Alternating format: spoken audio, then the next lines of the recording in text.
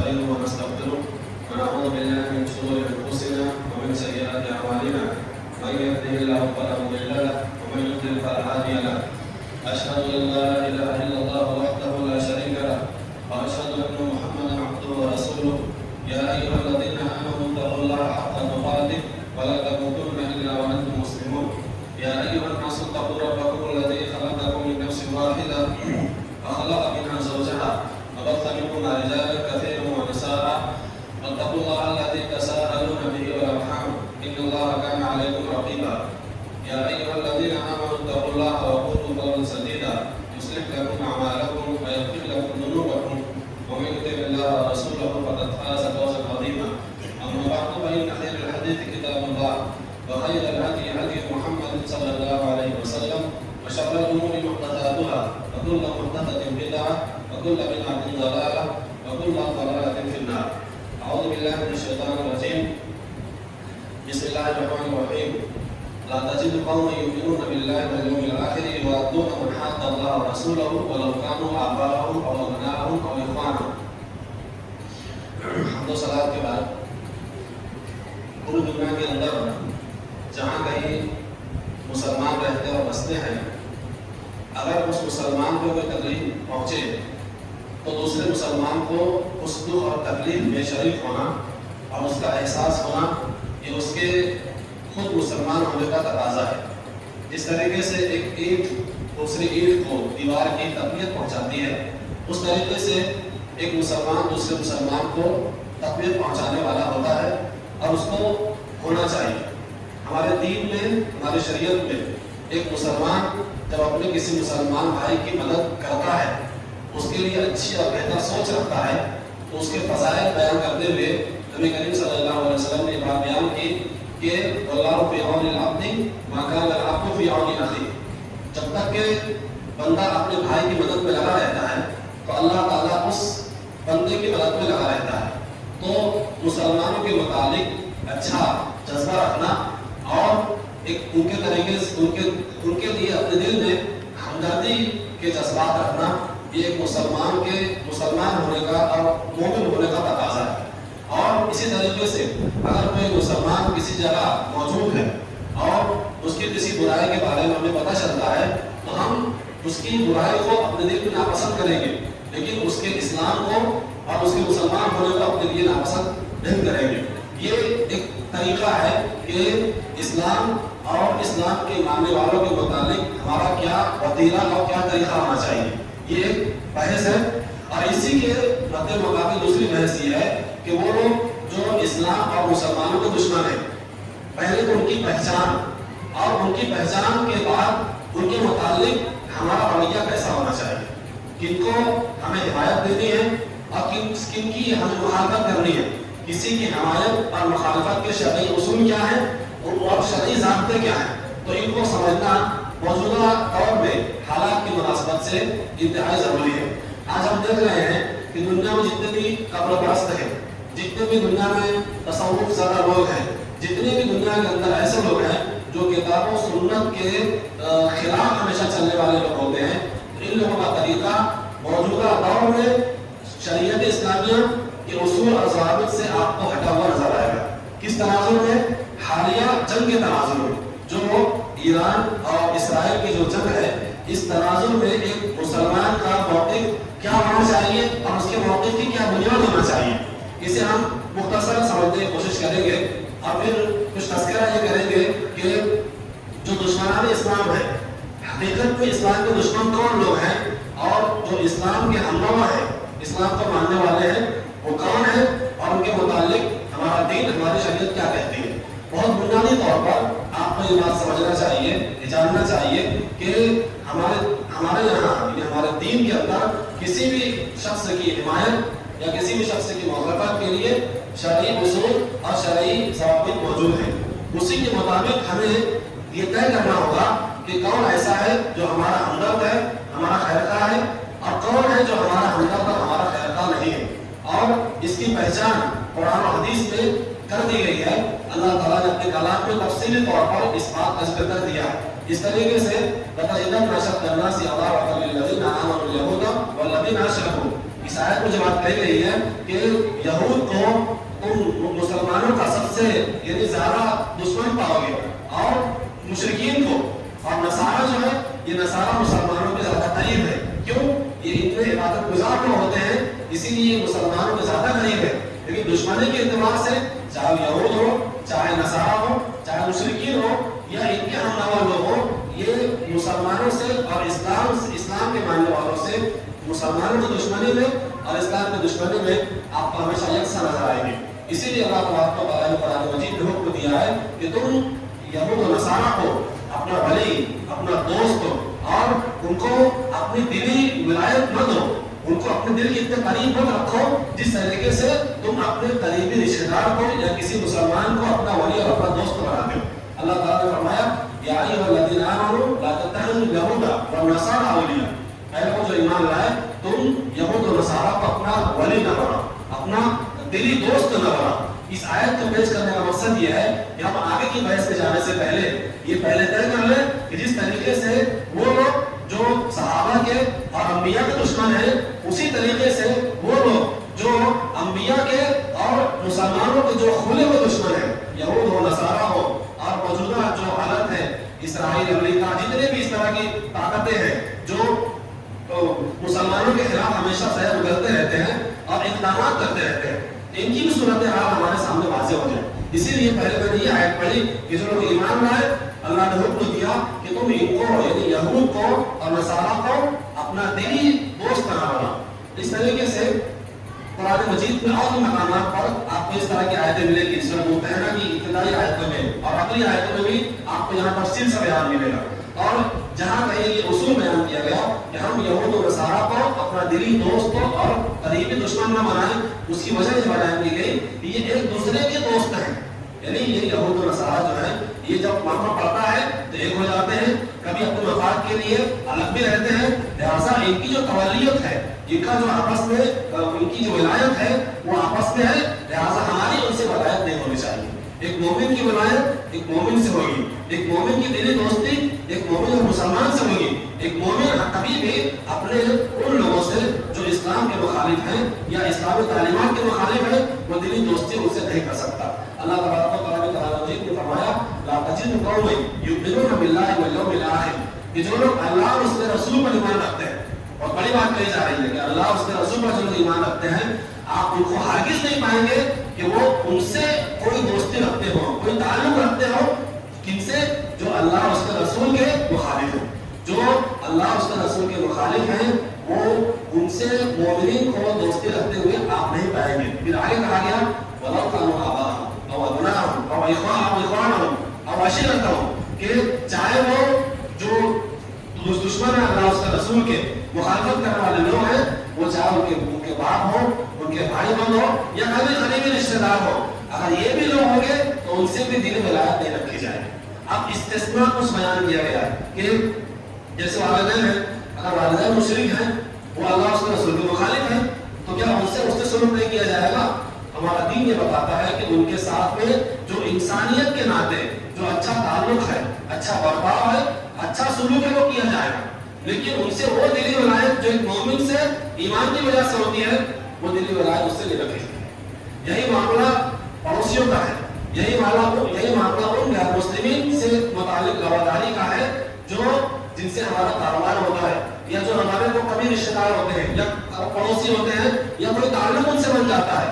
ہم انسانیت کا رواداری کا تعلق ان سے رکھ سکتے ہیں، ان سے کاروبار کر سکتے ہیں، ان کی شادی میں ہم آ جا سکتے ہیں، مذہبی رسومات میں ہم شریک نہیں ہوں گے، لیکن ان سے انسانیت کے اعتبار سے کوئی تعلق ہے تو رکھا جا سکتا ہے. اس کی بہت سی دلیلیں ہیں. اللہ کے نبی صلی اللہ علیہ وسلم نے جو حدیبیہ کی صلح فرمائی اور یہودیوں کے مختلف قبیلوں سے آپ کا جو صلح نامہ طے ہوا، جو آپ کے حلیف بنے، یہ اسی بات کی دلیل ہے کہ بسا اوقات دنیاوی کسی فائدے کے لیے کسی غیر مسلم سے اگر کوئی امن کا معاہدہ ہو یا کوئی دنیاوی فائدہ اس سے حاصل ہو رہا ہے اور اس میں ہمارے اپنے دین کا نقصان نہیں ہے تو اس سے تعلق رکھنے میں کوئی حرج کی بات نہیں ہے. یہ خود نبی کریم صلی اللہ علیہ وسلم کی سیرت سے موقع بموقع ثابت ہے.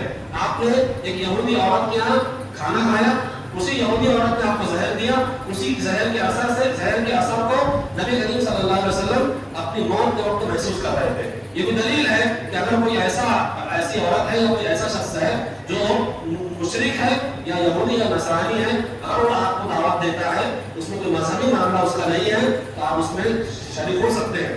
ایسے ہی حضرت عمر کا زمانہ آیا تو آپ نے بھی یہودیوں سے ایک طریقے سے معاہدہ کیا، عیسائیوں سے معاہدہ کیا. تو یہ چیزیں آپ کو نبی کریم صلی اللہ علیہ وسلم کی سیرت میں صحابہ کرام کے طریقوں میں آپ کو ملے گی. موجودہ دور کے اندر اگر کوئی حکومت، چاہے وہ سعودی حکومت ہو یا کوئی اور مسلم حکومت ہو، اگر وہ کسی غیر مسلم سے، چاہے وہ ہندوستانی حکومت ہو یا پھر امریکہ اسرائیل ہو، وہ اپنے تجارتی مفاد کے خاطر یا امن کے مفاد کے خاطر اگر وہ ان سے کوئی معاہدہ کرتے ہیں، ان سے کوئی تعلق بناتے ہیں، تو اس طرح کے تعلق میں خرچے کی بات نہیں. ہمارے اپنے سماج میں آپ دیکھیے لوگوں کا کیا رویہ ہے. ہم پہلے سے اپنا ایک معیار بنا لیتے ہیں، ایک مزاج بنا لیتے ہیں کہ اگر کسی کا فوٹو اگر امریکہ کے کسی پریزیڈنٹ کے ساتھ میں یا اسرائیل کے پریزیڈنٹ کے ساتھ میں آتا ہے تو اس کا مطلب یہ ہے کہ وہ شراب پینے والا ہے، وہ جوا کھیلنے والا ہے، وہ حرام خور ہے، وہ نالائق ہے، حکومت کا مجرم ہے، وہ ظالم ہے. وہ اس طرح کی ہماری سوچ پہلے سے بنی ہوئی ہے. نتیجہ کیا نکلتا ہے کہ کسی مسلم حکمران نے اگر کسی غیر مسلم حکمران کے ساتھ میں تصویر بنوا لی یا اس کی فوٹو وائرل ہو گئی تو ہم فوراً غلط فہمی کا شکار ہو جاتے ہیں. کیوں؟ اس لیے کہ ہمیں اپنے دین کا، اپنی شریعت کا علم ہو رہی. یہ بنیادی بات ہو گئی. اب اس کو آپ آگے لے جائیے جو آیت میں آپ کے سامنے پڑھی کہ ایمان والوں کو آپ نہیں پائیں گے کہ وہ اللہ اس کے رسول کی مخالفت کرنے والوں سے کوئی ولایت رکھتے ہو، کوئی دوستی رکھتے ہو. اب کوئی اگر شخص ایسا ہے، کوئی حکومت ایسی ہے یا کچھ لوگ ایسے ہیں جو اللہ کے رسول صلی اللہ علیہ وسلم کے صحابہ کرام کو برا بولتے ہیں، بدعتیں کر رہے ہیں اور دین میں بدعتوں کی ایجاد کرتے ہیں، بدعتوں کو فروغ دیتے ہیں، آپ بتائیے کہ یہ اللہ اس کے رسول کی مخالفت ہے کہ نہیں؟ مخالفت ہے. تو کیا ہم ان کو اپنی حمایت دیں گے؟ ظاہر سی بات ہے کہ ان کو حمایت نہیں دی جائے گی. لیکن ہمیں اپنے سماج کا جب جائزہ لیتے ہیں، اب غور کرتے ہیں تو پتہ یہ چلتا ہے کہ ہمارے اپنے یہاں جو گلی کشور رہنے والے جو لوگ ہیں جن کا مطالعہ کچھ نہیں ہوتا ہے، بہت محدود حد تک کے مطالعہ ہوتا ہے یا بعض کو بالکل مطالعے سے عاری ہوتے ہیں، کونے ہوتے ہیں، ایسے لوگ بھی اس موقع پر ایسی باتیں کر رہے ہیں جس میں ہمارا اپنا نقصان ہے، ہمارے اپنے عقیدے کا نقصان، ہمارے اپنے منہج کا نقصان اور ہمارے امن کو اس سے خطرہ ہو جاتا ہے.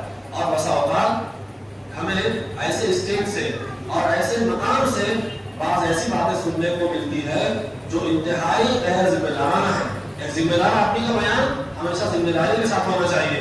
ایک ذمہ دار آدمی کبھی غیر ذمہ دارانہ بیان نہیں دیتا. ابھی میں جس طرح سے ذکر کرنا چاہ رہا ہوں کہ ہمارے یہاں لشکر والی عیدگاہ سے جو عیدگاہ کا جو خطاب ہوا، یہ میں اپنی ذمہ داری پہ کہہ رہا ہوں، تو کسی کو ذمہ دار نہیں ٹھہرا.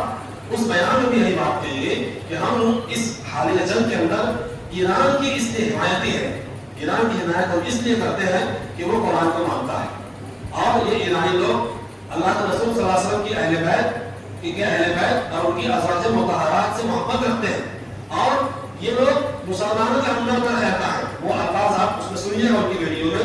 اس سے یہ میسج گیا پورے شہر کے اندر کہ حالیہ جو جنگ ہو رہی ہے امریکہ اور ایران کی، اسرائیل اور ایران کی، اس میں ایران کا جو کردار ہے وہ اسلام اور مسلمانوں کے حق میں ہے، جبکہ حقیقت اس کے بالکل اپوزٹ ہے. اور یہ بیان دیا گیا کہ وہ لوگ قرآن کو مانتے ہیں، اہل بیت کو مانتے ہیں، صحابہ کرام کو مانتے ہیں، لہٰذا مسلمانوں کے ہمدرد ہیں. یہ بات بالکل حقیقت کے خلاف ہے.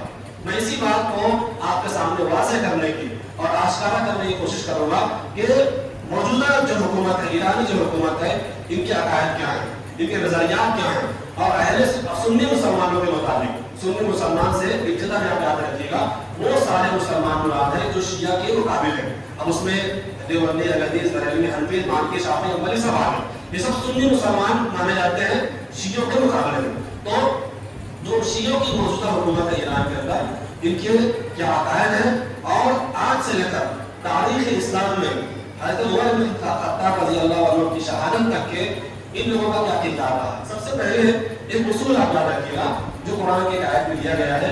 ہم کو اللہ تعالیٰ نے عدل کا، انصاف کو قائم کرنے کا حکم دیا اور سچی شہادت اور سچی گواہی دینے کا حکم دیا ہے. اور یہ بات بیان کی اللہ تعالیٰ نے کہ وَلَا يَجْرِمَنَّكُمْ شَنَآنُ قَوْمٍ عَلَىٰ أَلَّا تَعْدِلُوا اعْدِلُوا هُوَ أَقْرَبُ لِلتَّقْوَىٰ کہ کوئی کسی قوم کی جو دشمنی ہے وہ تم کو اس بات پر نہ اڑاڑے کہ تم کیا کرو، تم عدل سے ہٹ جاؤ، یعنی تم انصاف نہ کرو، انصاف سے ہٹ جاؤ، بلکہ کیا کرو، انصاف کرو، یہ تقوی کے زیادہ قریب ہے۔ کوئی بھی قوم ہو اگر ہم اس کو ناپسند کرتے ہیں یا ہمارے سے دشمنی ہے تو ہم ان کی دشمنی میں عدل سے انصاف سے نہیں ہٹ سکتے، ایسی باتیں ان کی جانب منسوخ نہیں کر سکتے جو ان کے یہاں پائی نہیں جاتی، اور ایسی باتوں کو ان کے تعلق سے بیان نہیں کر سکتے جس کا ان سے کوئی تعلق نہیں ہے۔ اگر ہم ایسا کرتے ہیں تو ہم تقوی کے خلاف جانے والے ہوں گے اور ہمارا شمار بھی گنہگار لوگوں میں سے ہوگا۔ لہٰذا یہ سب سے پہلا اصول ہے۔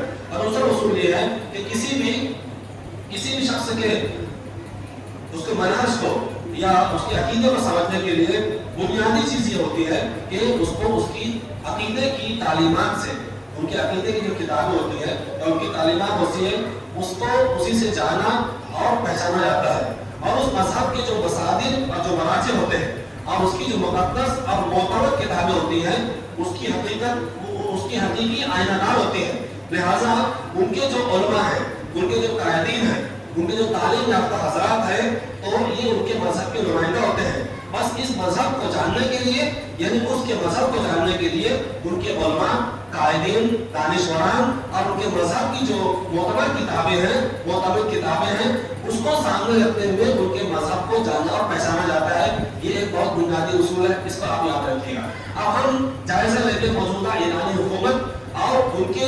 نظریات جو خالصتاً شیعہ ہیں اور شیعی نظریات کے حامل ہیں، ان کا کیا عقیدہ ہے۔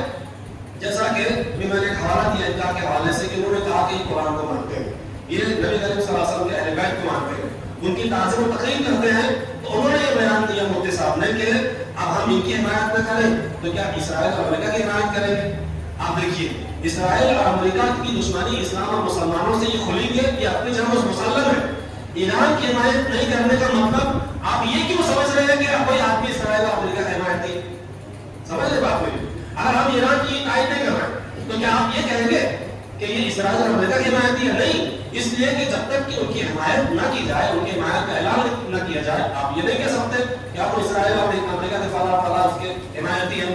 آپ مثال لے لیجیے، جیسے جارج بش نے کہا تھا کہ جو آدمی ہمارے ساتھ میں نہیں ہے سمجھ کر کے ہمارا مخالف ہے۔ تو یہ سوچ ہمارے یہاں ہو گئی ہے۔ ہم اپنے اندرونی معاملات میں آپ دیکھ لیجیے، کوئی آدمی اگر ہمارے موقف پر نہیں ہے یا ہمارا موافق نہیں ہے معاملات میں، ہم سمجھتے ہیں کہ یہ ہمارا مخالف ہے۔ اب ایسے ہی ہو گیا، کوئی آدمی اگر ایران کی موجودہ اس میں حمایت نہ کرے تو ہمارے یہاں گالیاں دے یہ اسرائیل کے پلے ہیں، یہ ان کے پٹھو ہیں، یہ ان کے حمایتی ہیں، یہ یہود و نصارہ سے ملے ہوئے ہیں، ان کی سائیکاٹ ہے ان سے۔ اس طرح کے الزامات ان کو دیے جاتے ہیں جو ایران کی حمایت نہیں کر رہے۔ اور ہم بتائیں گے ابھی آگے چل کر کے کہ جیسا یہ دو ہیں، ایک سیاہ ہے اور ایک سفید ہے، دونوں آپس میں لڑ رہے ہیں۔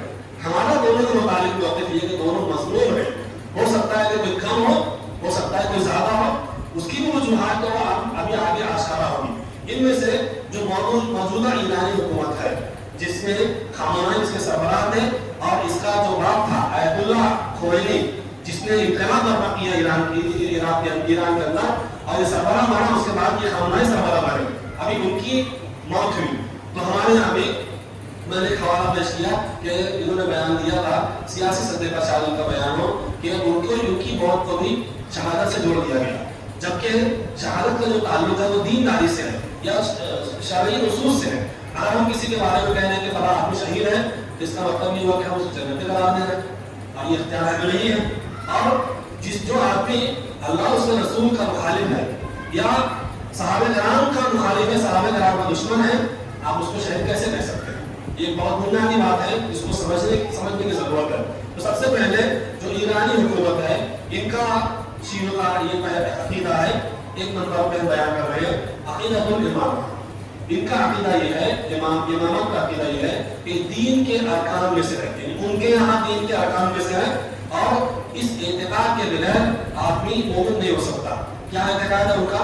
ان کے 12 امام ہیں، اور ان 12 اماموں کے متعلق ان کا یہ عقیدہ ہے کہ ان کی امامت کو تسلیم کر دیا جائے، ان کو اپنا قائد اور رہنما مانا جائے، اور ان کے امامت کے بارے میں وہ ان کا یہ عقیدہ ہے، ان کی کتابوں میں لکھا ہے، یا میں نے حوالے نوٹ کیے ہیں کہ اثنا عشری فرقہ، یہ بھی وضاحت کر دوں میں کہ یہ جو ایرانی موجودہ حکومت ہے ان کا تعلق شیعوں کے اثنا عشری فرقے سے ہے۔ اور تقریباً زیادہ تر تعداد جو ہے آج دنیا کے اندر اسی فرقے کی ہے. ان کا فرقہ زیدی ہے. زیدی جو فرقہ ہے یہ اثنا عشری فرقے سے کچھ ہلکا ہے. یعنی اثنا عشری فرقے کے جو کفری عقائد ہے زیدی نام کا جو فرقہ ہے وہ اس کو تصدیق نہیں کرتا، لیکن آج ان کی تعداد کھانے میں نمک سے بھی کم ہے. اس کی کھانے میں تعداد نمک کی ہوتی ہے مقدار اس سے بھی کم ہے، لہٰذا ہم اس کی بات نہیں کریں گے. اور کچھ ایسے لوگ ہوتے ہیں جو غالب قسم کے شیعہ ہیں، یعنی اثنا عشری میں غالب قسم کے شیعہ وہ لوگ ہیں جن کا یہ عقیدہ ہے کہ حضرت علی رضی اللہ عنہ وہ خدا ہیں، ان کو الہ کا مقام دیتے ہیں. ان کو شیعوں کے یہاں بھی غالب قسم کے شیعہ کہا جاتا ہے. اور اس طریقے سے شیعوں کے یہاں کچھ عام فہم لوگ ہیں. عام فہم لوگ جیسے آپ لوگ ہیں، عام فہم لوگ ہیں، اور جو آپ کے یہاں علماء آتے ہیں ان کا مرتبہ الگ ہے. تو ایسے ہی شیعوں میں کچھ عام لوگ ہیں.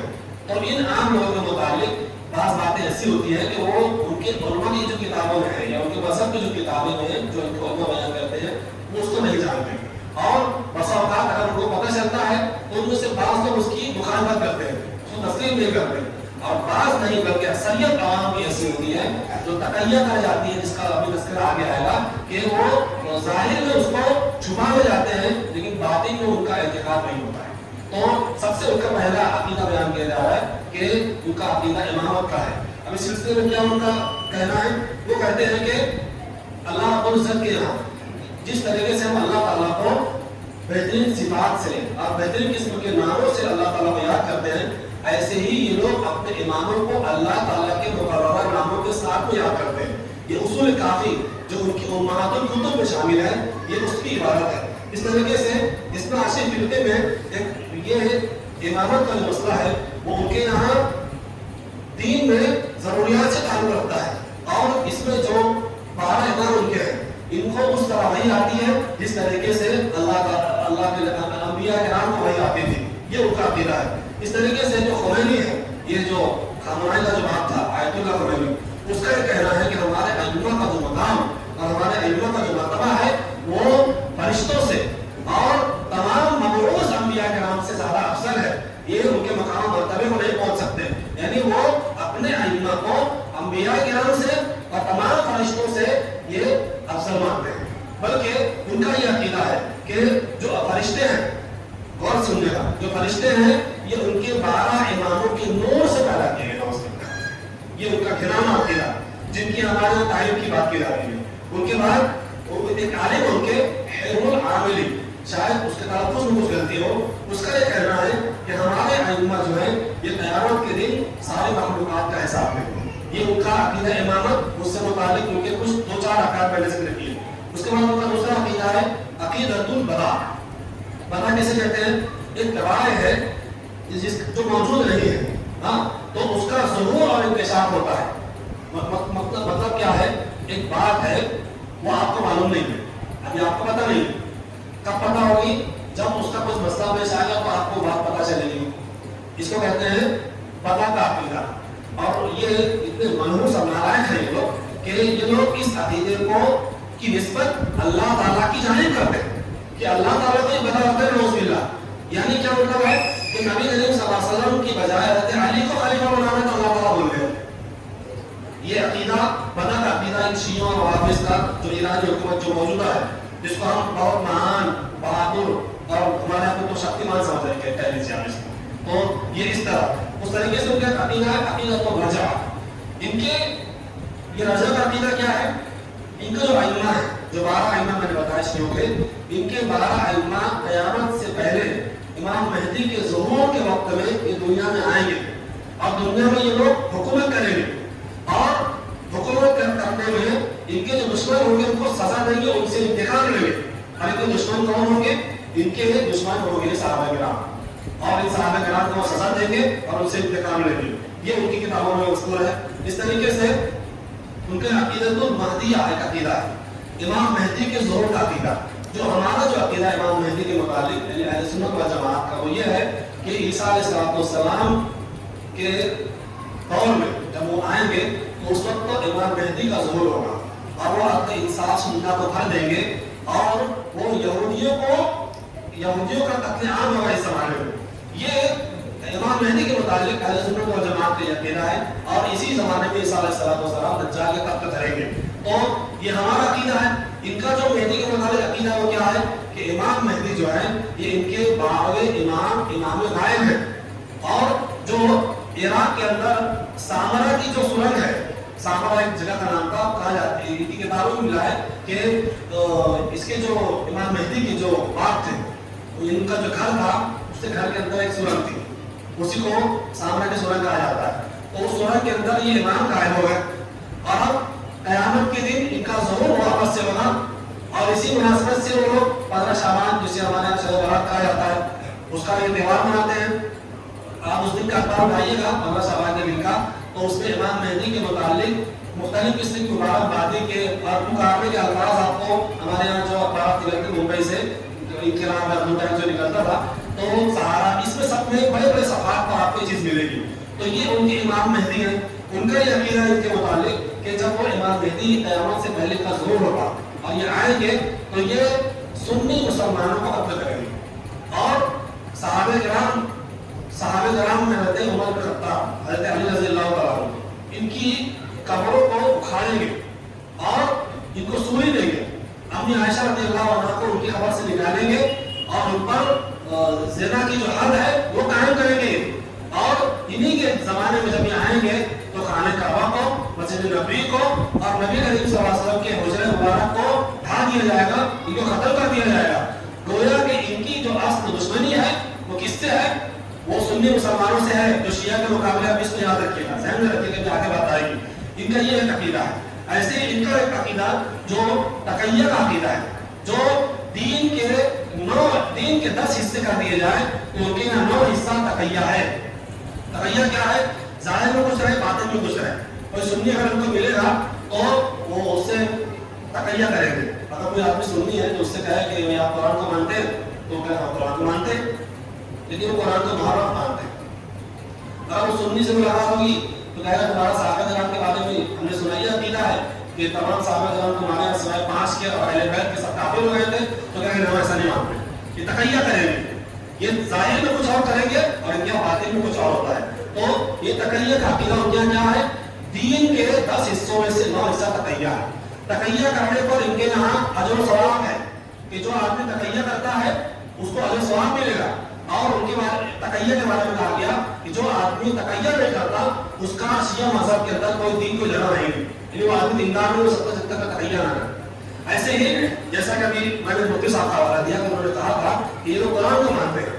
یہ ان کی کتابوں میں لکھا ہے کہ یہ قرآن کریم کے بارے میں ان کا یہ عقیدہ ہے کہ جب قرآن کریم موجود تھا اور نبی کریم صلی اللہ علیہ وسلم تھے تو مکمل تھا. اور جب نبی کریم صلی اللہ علیہ وسلم رخصت ہو گئے اور صحابہ کرام مرتد ہو گئے، صحابہ کے بارے میں ان کا یہ عقیدہ ہے کہ سوائے 5 صحابہ کے بارے میں سب مرتد ہو گئے تھے اور اہل بیت کے، تو یہ قرآن آسمان میں اٹھا لیا گیا.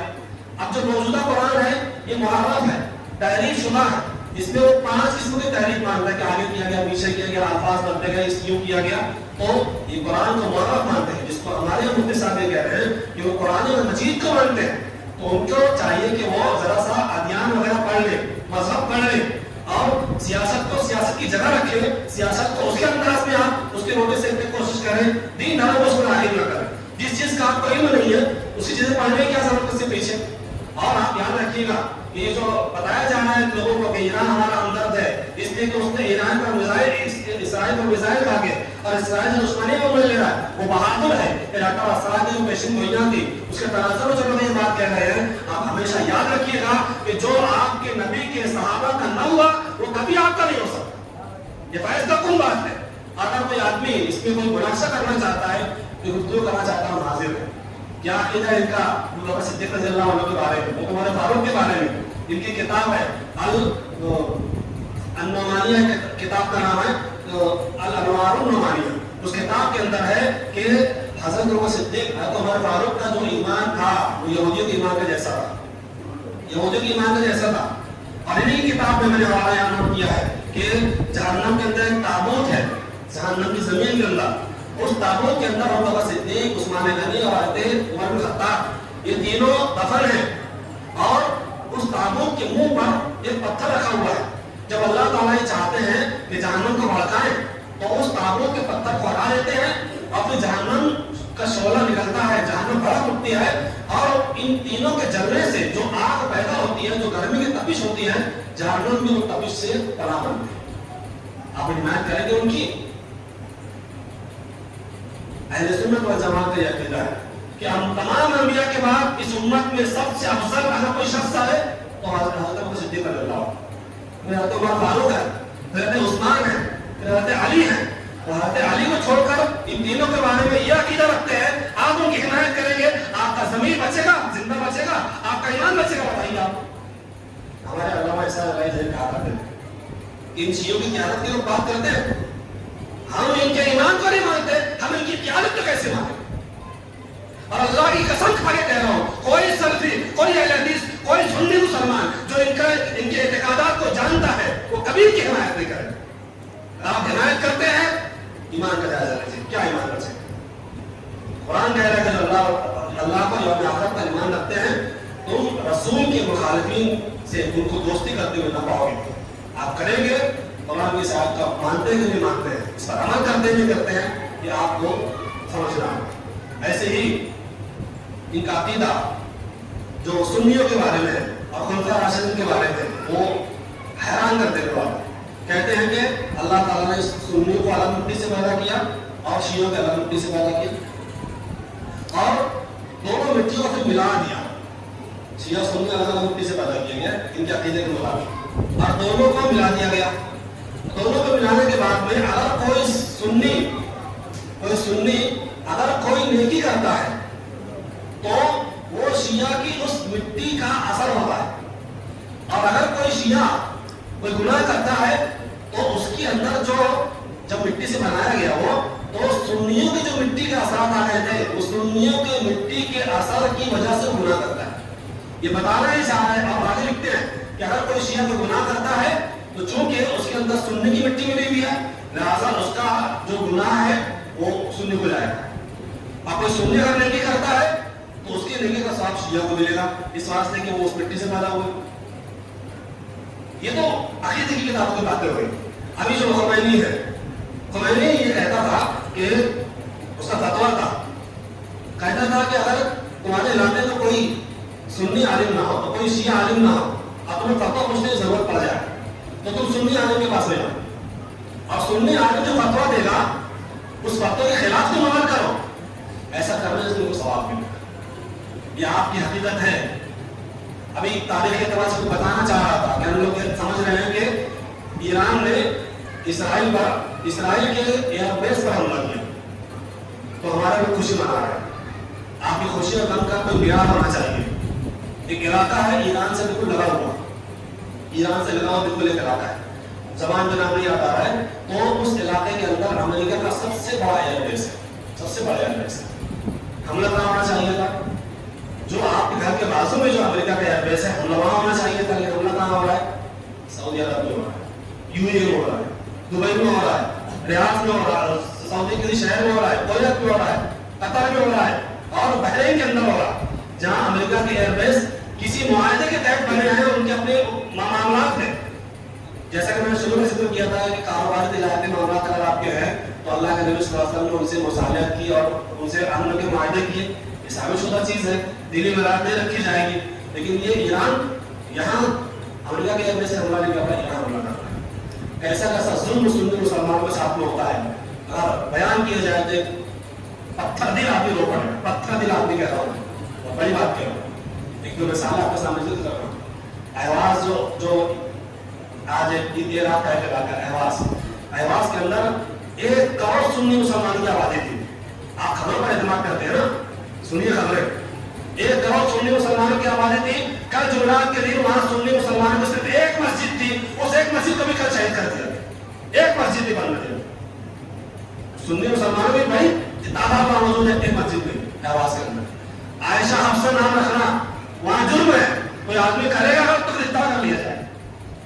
ایک سنی عالم نے وہاں ان کے عقیدے کے خلاف بات کی تھی، ولایت فقیہ عقیدہ کہا جاتا ہے اس کو، تو وہ سنی مسلمان سنی عالم نے دوسرے کچھ دنوں کے بعد میں اسی ولایت فقیہ کے عقیدے کے موافق بات کی۔ علماء نے پکڑا، کہا کہ آپ نے پہلے خلاف بات کی تھی، آپ ان کے موافق بات کر رہے ہیں، رونے لگے۔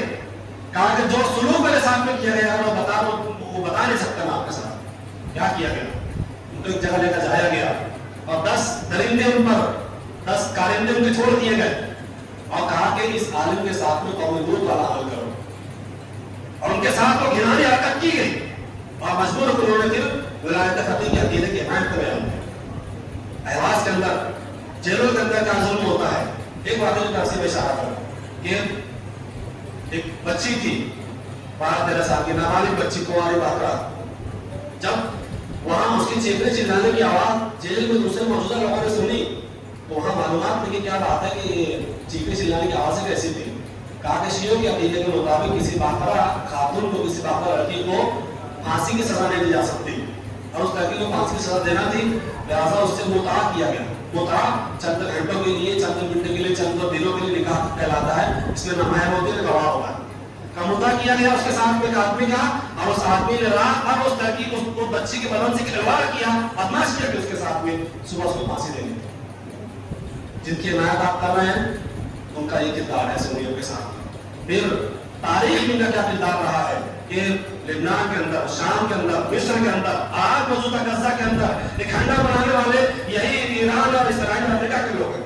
ان کی پولیس آس پاس سے معاملات ہو رہے ہیں. ابھی کل کے دن جو لبنان کے اندر ایک بستی کے اندر حملہ ہوا آپ سننے میں تو روح کانپ جائے گی کہ آپ نے ایران کا جو حملہ ایران اور اسرائیل کی اس جنگ میں کتنے اسرائیلی مارے گئے بتا سکتے ہیں آپ نہیں بتا سکتے. کل کی رپورٹ میں مطلب موبائل ویڈیو موجود آپ دیکھ لیجیے کہ ایک بستی پر حملہ کیا گیا تھا لبنان کے اندر. بہانہ یہ تھا کہ حزب اللہ یہ ایک شیعہ تنظیم ہے. حزب اللہ کو مارنے کا بہانہ بنا کر کے اسرائیل نے لبنان کی ایک جگہ پر حملہ کیا. ایک ہی حملے میں تقریباً جگہ پر 400 لوگ شہادت ہوئے. ہم اور آپ نہیں بچیں گے اگر آپ ان کی حمایت کر رہے ہیں تو. کیوں یہ بتایا گیا ان کے یہاں کے سنیوں کا ان کے یہاں معاملہ ایسے ہی جیسے ہمارے یہاں برہمن کا دوسرے لوگوں کا.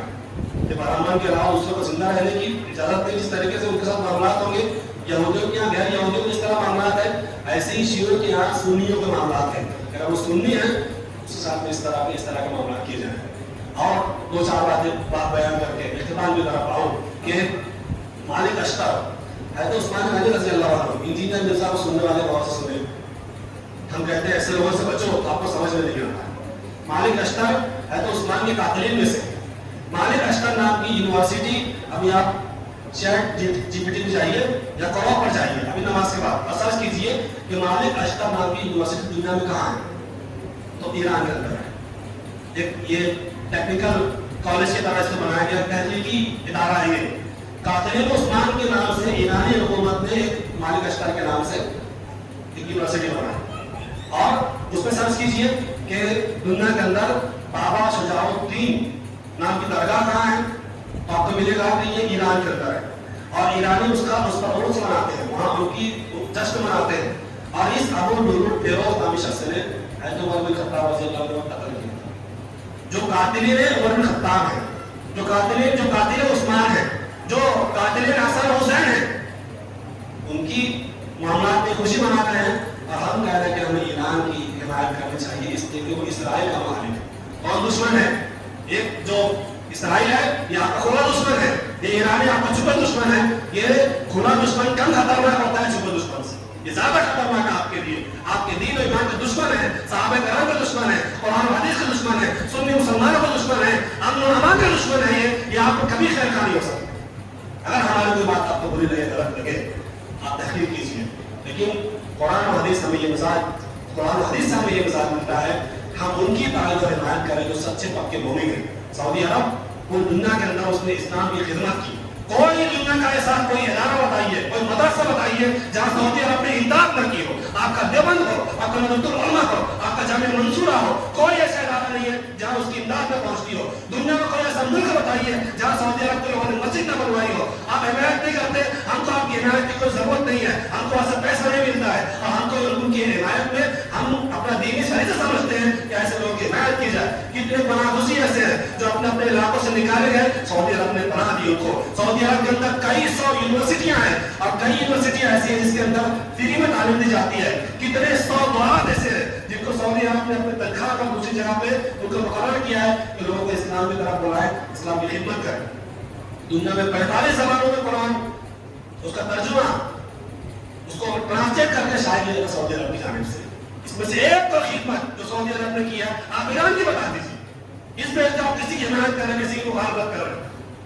کہتے ہیں کہ کعبہ کی کمائی میں شراب پیتے ہیں, آپ کو یہ تو نظر آ جاتا ہے کہ کچھ عیاشیاں ہیں, کچھ ہو سکتے ہیں, ہم یہ اس کو بھی نہیں مانتے. اس کی بھی اپنی بحث ہے, وہ بحث نہیں جانا چاہتا. لیکن اگر کوئی آدمی دین کا خیر خواہ ہے, مسلمان کا خیر خواہ ہے, حرم شریف کا خیر خواہ ہے, مسجد نبی کا خیر خواہ ہے, مسجد قباء, مسجد اقصی اس کا خیر خواہ ہے, آپ اس سے خیر خواہ ہوگے نہیں ہوگے آپ فیصلہ لیجیے. مسجد اقصی کی بات آ رہی ہے. ایرانی علماء کا یہ کہنا ہے کہ ہم کو اس سے کوئی محبت نہیں ہے. ہمارے ایران اور عراق کی ایک مسجد وہ مسجد اقصی سے زیادہ افضل ہے ہمارے, جو کہ کتابوں میں لکھا ہوا ہے. میرے پاس حوالے موجود ہے, چٹھی میں دیکھ لیجیے, دیکھنے نماز کے بعد. کہنے کا مطلب یہ ہے کہ ہمارے تقوی کا, ہمارے دین کا حصہ یہ ہے کہ ہم کس کی موافقت کرتے ہیں اور کس کی مخالفت کرتے ہیں. ہمارے سماج میں معاشرے میں دو آدمی رہتے ہیں, ایک آدمی صحابہ کو گالی دیتا ہے اور ایک آدمی صحابہ سے محبت کرتا ہے. کس کی آپ تعریف کریں گے, کس کے کھانے میں آپ ہاتھ رکھیں گے؟ جو آدمی صحابہ سے محبت کرتا ہے. یہی بنیاد ہے آج کے دور میں شیعہ کو پہچاننے کی اور اس کو جانچنے کی. اور ہمارے بہت سارے شیعوں کے سہولت کار سماج میں موجود دہلی کی اور اس طرح کے جو خارجی قسم کے لوگ ہیں, یہ سب ان کی حمایت کرتے ہیں, ان کے سہولت کار ہے. ان سے بچنا, ان کو پہچاننا یہ ہماری دینی ذمہ داری ہے. اللہ تبارک و تعالیٰ سے ہماری دعا ہے کہ اللہ تعالیٰ ہمیں نیک بنائے, نیک لوگوں کی حمایت کی توفیق عطا فرمائے, کتاب و سنت کو سمجھنے کی توفیق دے اور کتاب و سنت کے مطابق عمل کرنے کی توفیق عطا فرمائے. جو بیمار ہے اللہ تعالیٰ شفا کاملہ عطا فرمائے. جو لوگ پریشان حال ہے اللہ ان کی پریشانی کو دور فرما دے. جو لوگ مقروض ہے اللہ کا عزم عطا کر دے. اور جو لوگ کہیں بھی مسلمان جہاں پریشان آ رہے ہیں اللہ تعالیٰ کی مدد فرمائے. ہم سب کو جب تک زندہ رکھے, ایمان پر توحید پر زندہ رکھے اور توحید پر نصیب فرمائے. آمین. صلی اللہ علیہ وسلم.